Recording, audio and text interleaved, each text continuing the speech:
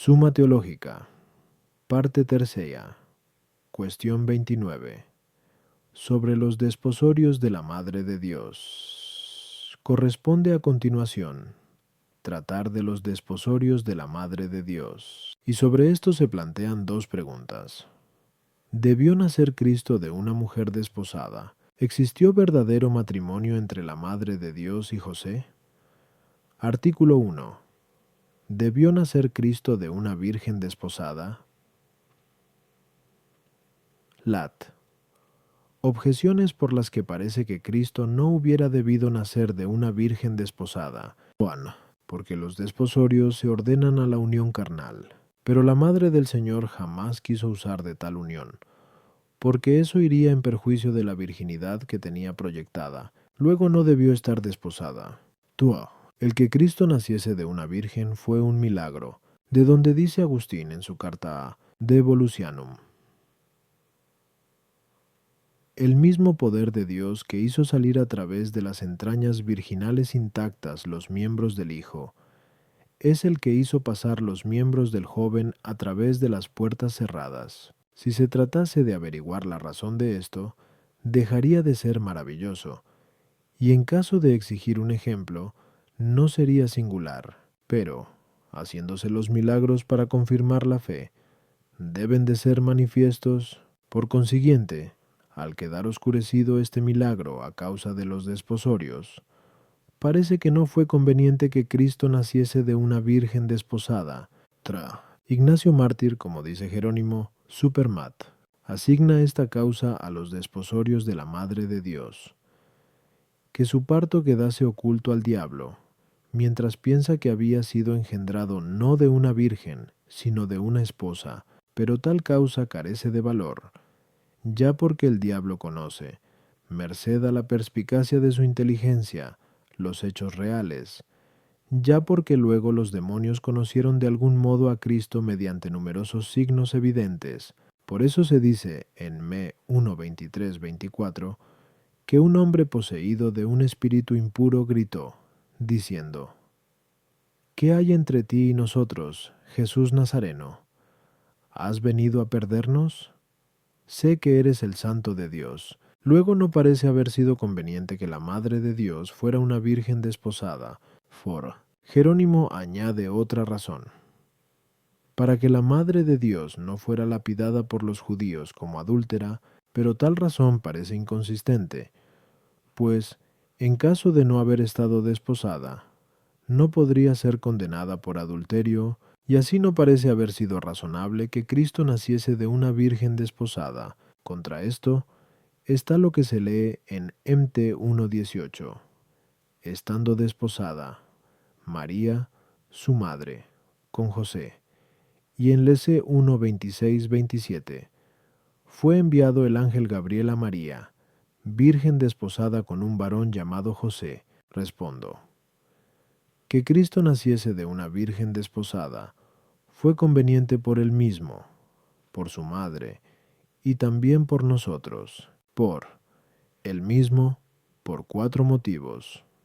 Primero, para que no fuese despreciado por los infieles, como quien ha nacido de modo ilegítimo, de donde dice Ambrosio, in Luc, ¿qué podría atribuirse a los judíos, que a Herodes, si diesen la impresión de haber perseguido a un nacido de adulterio?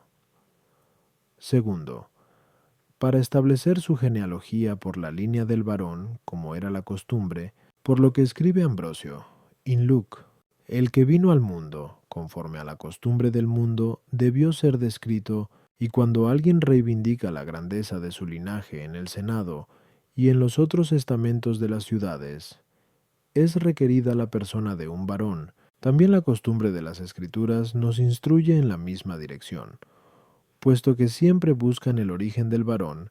Tercero, para tutela del niño nacido, a fin de que el diablo no urdiese daños contra él con mayor ímpetu, y por eso dice Ignacio que fue una virgen desposada, para que su parto quedase oculto al diablo.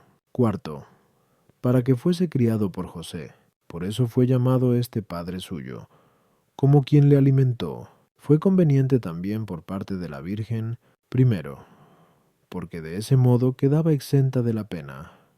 Y, como dice Jerónimo, para que no fuese apedreada por los judíos como adúltera. Segundo, para que así quedase libre de infamia. De donde dice Ambrosio, in Luc, fue desposada para no ser quemada por la infamia de una virginidad violada, a la que parecía prestar una señal de violación el embarazo evidente. Tercero, para que José le prestase sus servicios. Como dice Jerónimo, también fue conveniente por nuestra parte.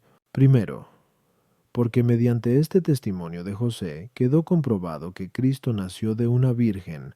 Por eso escribe Ambrosio, in Luco, se presenta un testigo bien seguro del pudor, el marido, que podría dolerse tanto de la injuria como vengar la afrenta, si no fuese conocedor del misterio. Segundo, porque así se hacen más dignas de fe las palabras de la Virgen Madre, cuando afirma su virginidad, de donde dice Ambrosio, in Luc, se otorga mayor fe a las palabras de María, y se aleja cualquier causa de mentira, pues daría la impresión de que una soltera encinta había querido ocultar su culpa con una mentira, mientras que, estando desposada, no tuvo motivo para mentir, puesto que el parto de las mujeres casadas es el premio del matrimonio y la gracia de las bodas, y ambas cosas pertenecen a la firmeza de nuestra fe.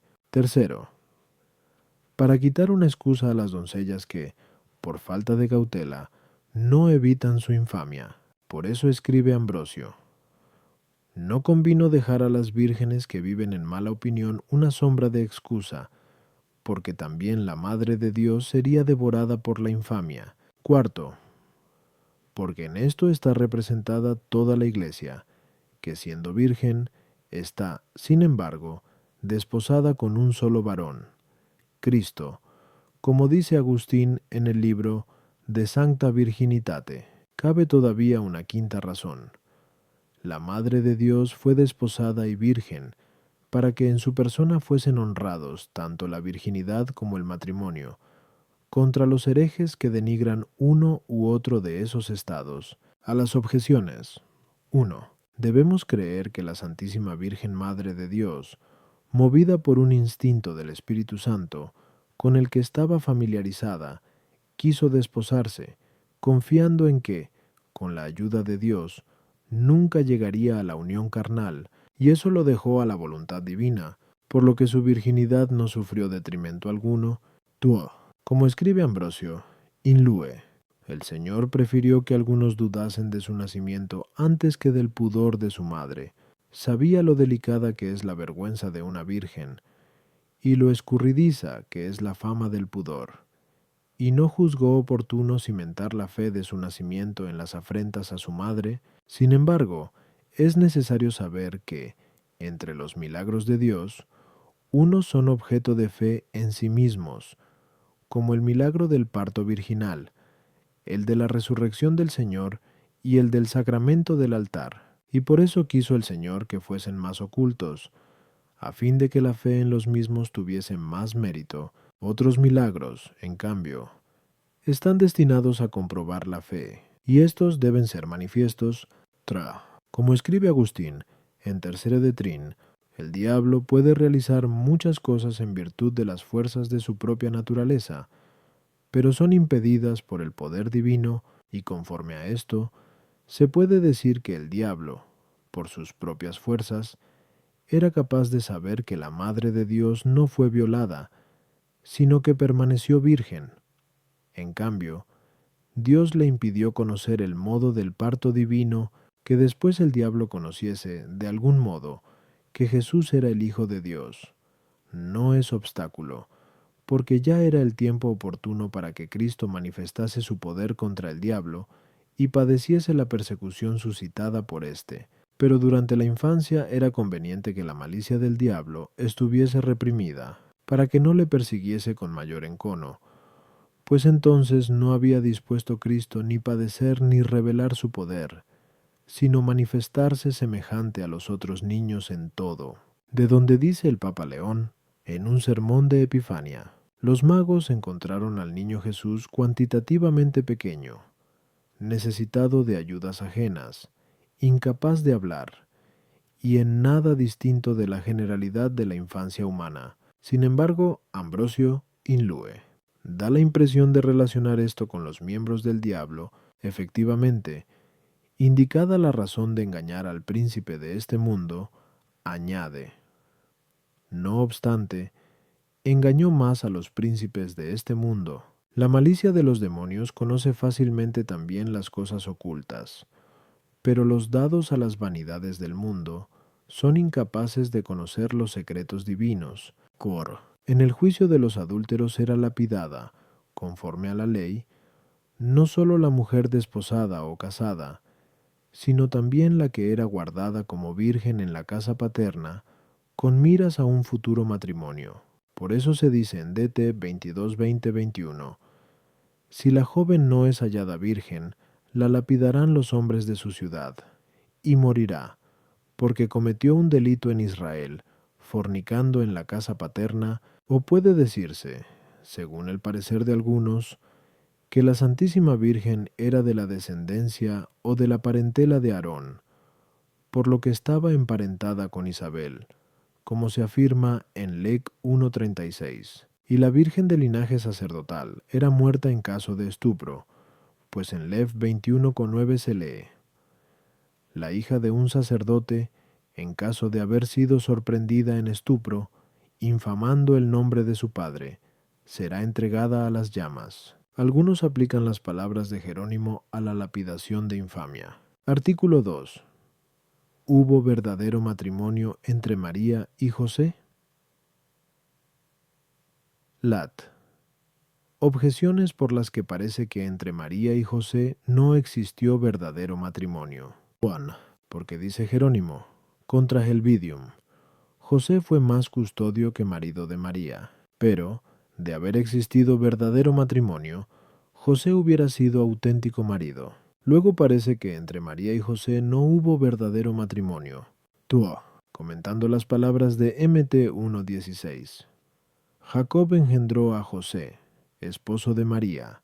Escribe Jerónimo. Al oír la palabra esposo, no surja en tu ánimo la sospecha de las bodas, sino recuerda el uso de la escritura que llama maridos a los desposados y mujeres a las desposadas. Pero el matrimonio verdadero no surge de los desposorios, sino de las bodas. Luego entre la Santísima Virgen y San José no existió verdadero matrimonio. En MT 1:19 se dice: José, su esposo, como era justo, y no quería conducirla, se entiende, a su casa para una cohabitación continua, quiso despedirla en secreto, esto es, aplacar el tiempo de las bodas, como explica Remigio. Luego parece que, no celebradas todavía las bodas, tampoco habría aún verdadero matrimonio. Sobre todo, no estando permitido a nadie despedir a la esposa después de contraído matrimonio. Contra esto está lo que dice Agustín en el segundo de Consensu Evangelist.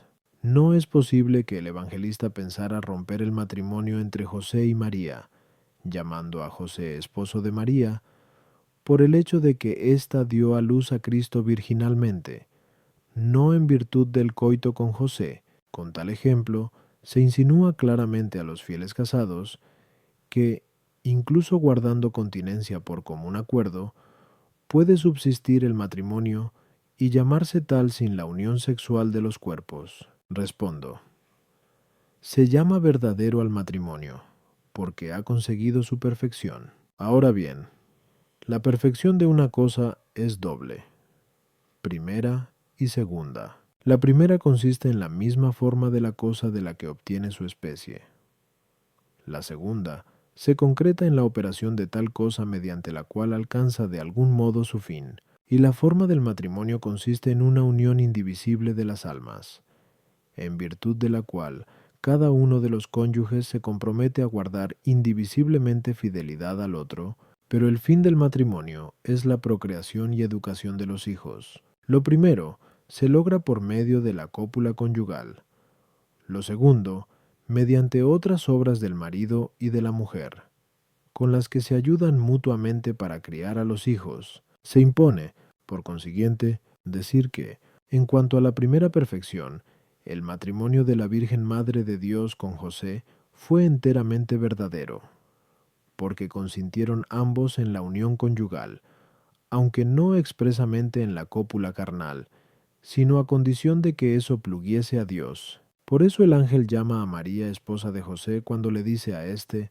en Mt 1:20, no temas recibir en tu casa a María, tu esposa. Exponiendo este pasaje, Agustín dice en su libro De nuptis et concupiscentia, en virtud de la fidelidad inicial de los desposorios, llama esposa a la que no había conocido, ni había de conocer, por la cópula carnal, en lo que atañe a la segunda perfección, que se logra por el acto del matrimonio. Si éste se refiere a la unión carnal mediante la que se engendran los hijos, aquel matrimonio no fue consumado. Por lo que dice Ambrosio Inlue, no te inquiete el que la Escritura llame a María esposa, la celebración de las bodas no es una declaración de la pérdida de la virginidad, sino un testimonio del matrimonio. Sin embargo, aquel matrimonio tuvo también la segunda perfección en cuanto a la educación de la prole. Por esto dice Agustín en el libro De nuptis et concupiscentia. Todos los bienes de las bodas tuvieron su cumplimiento en los padres de Cristo, la prole, la fidelidad y el sacramento. Reconocemos la prole en el mismo Señor Jesús, la fidelidad, en que no hubo adulterio alguno, el sacramento, porque tampoco se dio divorcio de ninguna clase, solo estuvo ausente de él la cópula conjugal. A las objeciones. 1. En el pasaje mencionado, Jerónimo da a la palabra marido el sentido que se deriva del matrimonio consumado. 2. Jerónimo llama bodas a la cópula conyugal. 3. Como enseña el Crisóstomo, Supermat, la Santísima Virgen estuvo desposada con José, de tal modo que también la tuvo en su casa, pues como respecto de la que concibe en casa de su esposo se entiende que concibe de su marido, así la que concibe fuera de la casa sugiere una unión sospechosa, y, de esta manera, no se hubieran tomado las precauciones suficientes respecto a la fama de la Santísima Virgen, si José no la hubiera tenido también en su casa, por lo que las palabras, y no queriendo conducirla a su casa, se entienden mejor así, no queriendo difamarla públicamente, que referidas a la conducción a la casa de José. Por eso añade el evangelista, quiso repudiarla en secreto. Sin embargo, aunque la tuviera en su casa en virtud de la fe inicial de los esponsales, todavía no se había realizado la celebración solemne de las bodas, por lo que aún no había mediado entre ellos la unión carnal, de donde, como escribe el Crisóstomo, el evangelista no dice, antes de que fuera conducida a la casa de su esposo, pues ya vivía en ella, porque los antiguos acostumbraban muchas veces a tener a las desposadas en casa del marido, y por este motivo, dice el ángel a José, Mt 1:20, no temas recibir a María como esposa, esto es, no temas celebrar solemnemente las bodas, aunque otros digan que todavía no había sido llevada a su casa, sino que sólo estaba desposada. Lo primero concuerda mejor con el Evangelio.